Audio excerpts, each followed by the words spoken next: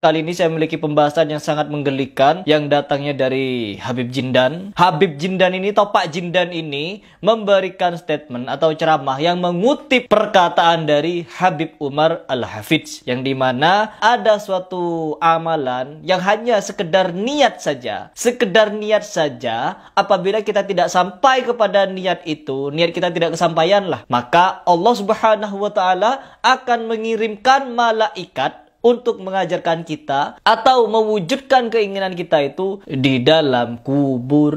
Allahu Akbar. Berbicara tentang Allah, malaikat, dan Rasulullah, kadang mereka ini memang tidak ada ukurannya. Ceplas-ceplos saja begitu. Tentang niat disebutkan oleh Syekh Al-Habib Umar tentang niat menghafalkan Quran. Dulu beliau mewasiatkan kepada thalabatul ilm niat hafalin Al-Quran walaupun nggak kesampaian. Oke, video ini saya tunjukkan untuk Mas Heri Pras, si paling dalil yang tidak mudah dibodoh-bodohi dan tidak lugu tentunya, yang mengatakan bahwa pernyataan Habib Jindan yang beliau nukil dari Sayyidil Habib Umar itu tidak berdasar dan tidak memiliki dalil.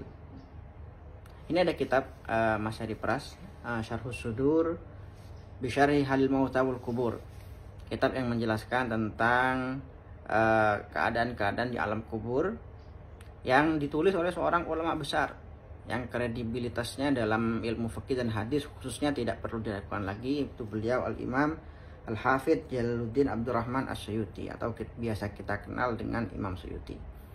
Mari kita baca isinya agar kita tahu sebenarnya siapa yang berbicara tanpa menggunakan dasar dan dalil.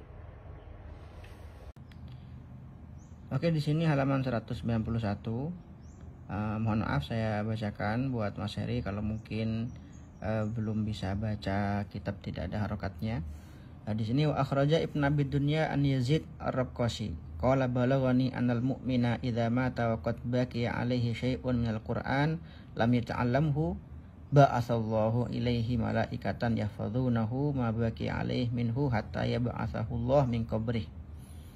Dikatakan ya dari Ibn Abi Dunya, seorang pakar hadis yang sangat terkenal, banyak karangannya, banyak kitabnya, yang beliau lahir 201 Hijriah, wafat tahun 281 Hijriah. Jadi seorang ulama pakar hadis di abad kedua. Sini beliau menukil perkataan dari Yazid Ar-Rabqasi, ya, seorang tabi'in. Beliau berkata bahwa seorang mukmin datang kepadaku, sampai kepadaku. Biasanya perkara-perkara gaib itu tidak mungkin dikatakan seorang tabi'in kecuali beliau menukilnya dari seorang sahabat. Dan tentunya seorang sahabat tidak akan pernah membahas tentang hal-hal gaib kecuali dari Rasulullah SAW, bersumber dari Rasulullah SAW. Dikatakan bahwa seorang mukmin ketika meninggal dan dia masih punya sisa hafalan Al-Quran yang belum dihafalkan, maka Allah akan mengutus baginya malaikat yang akan membantu dia untuk menghafalkan sisa Al-Quran itu sampai pada akhirnya nanti dia akan dibangkitkan oleh Allah Subhanahu wa Ta'ala dari alam kuburnya. Itu yang pertama. Yang kedua di sini wa akhraja Anil Hasan. Yang kedua ini dari seorang tabi'in ya, yang sangat terkenal, Sayyidina Al-Hasan Al-Basri. Bahkan dia mengatakan beliau seorang tabi'in yang paling utama. Qala balaghani anal mu'mina idza mata wa lam yahfazil Qur'an amara hafazatahu ay yu'allimuhul Qur'an fi qabri hatta yab'atsahu Allah yaumal qiyamah ma'ahli. Bahwa seorang mukmin jika meninggal dan dia belum selesai menghafalkan Al-Qur'an, maka Allah Subhanahu wa Ta'ala akan mengutus malaikat penjaganya untuk mengajari dia Al-Qur'an di kuburannya. Sampai pada akhirnya Allah akan membangkitkan dia kelak di hari kiamat bersama para ahli Quran. Dan di sini juga dikatakan wa akhraja Ibnu Dunya wa Ibnu Manda an Ati al-Ufi qala balaghani anal abda idza laqiya Allah ta'ala wa lam yata'allam kitabahu allamahu Allah ta'ala fi qabri hatta yusibahu Allahu alaihi.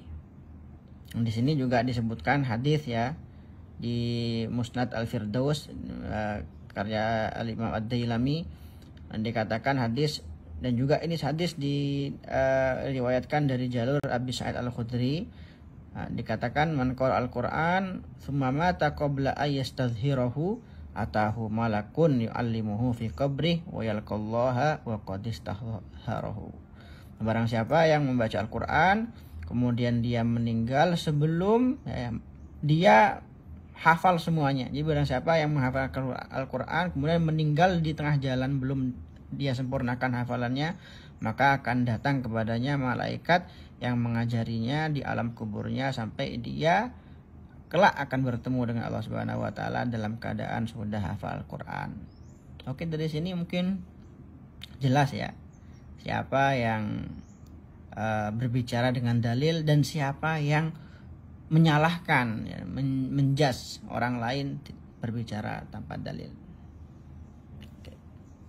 Abi Sa'id Al-Khudri dikatakan man qara al-Qur'an tsumma mata qabla ayastadhhirahu atahu malakun yu'allimuhu fi qabrih wa yalqallaha wa qad istahharahu.